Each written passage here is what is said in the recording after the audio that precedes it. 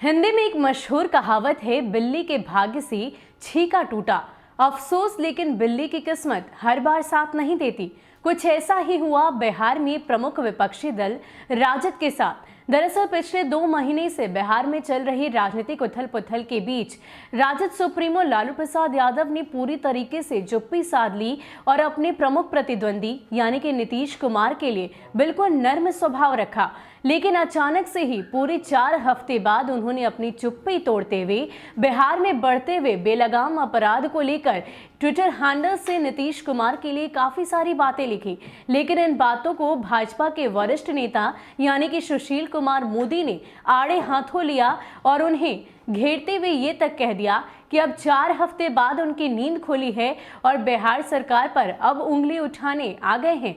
इसके अलावा क्या कुछ खबर है, आपको बताते हैं। राजद को जब लगा कि बिहार में भाजपा जदयू की जोड़ी टूट सकती है, तो लालू राबड़ी सहित सभी बड़े नेताओं का रवैया अचानक से बिहार की सरकार और जदयू के प्रति नर्म हो गया।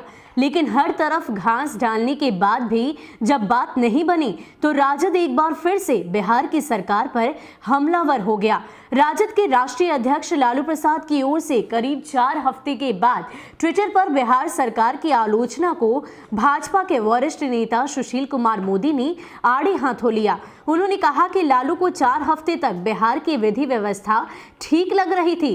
पूर्व उप मुख्यमंत्री सुशील कुमार मोदी ने अपने ट्विटर के जरिए राजद सुप्रीमो लालू प्रसाद पर कटाक्ष किया।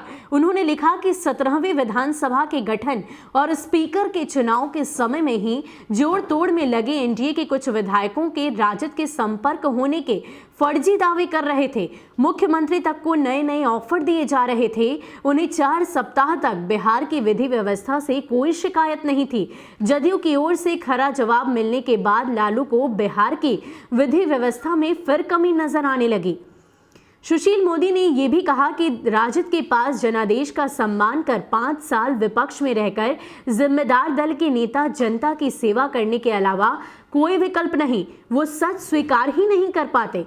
करीब 1 महीने तक राजद का रवैया जदयू और मुख्यमंत्री नीतीश कुमार के प्रति पूरी तरह नर्म रहा। राबड़ी देवी ने तो यहां तक कह दिया कि अगर जदयू फिर से राजद के साथ आना चाहे तो विचार किया जाएगा।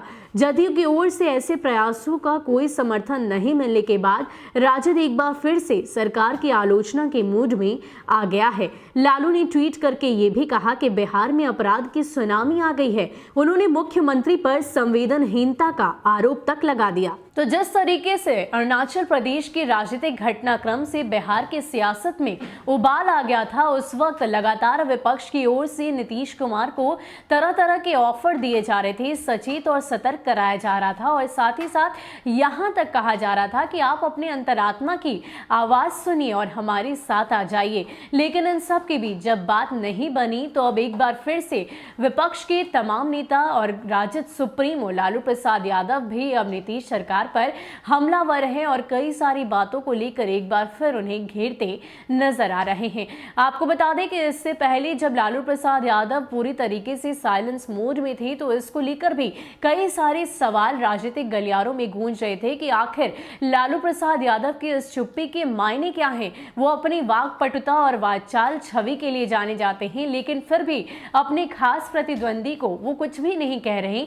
ऐसे में उन पर भी कई सारे सवाल उठ रहे थे और बताया तो ये भी जा रहा था कि एक खास प्लानिंग के तहत लालू प्रसाद यादव ने अपनी ये छवि अपना ली है। लेकिन इन सब के बीच जब अब बात नहीं बन रही है, तो एक बार फिर से विपक्ष लगातार सरकार की आलोचना और उन पर निशाने साधता नजर आ रहा है।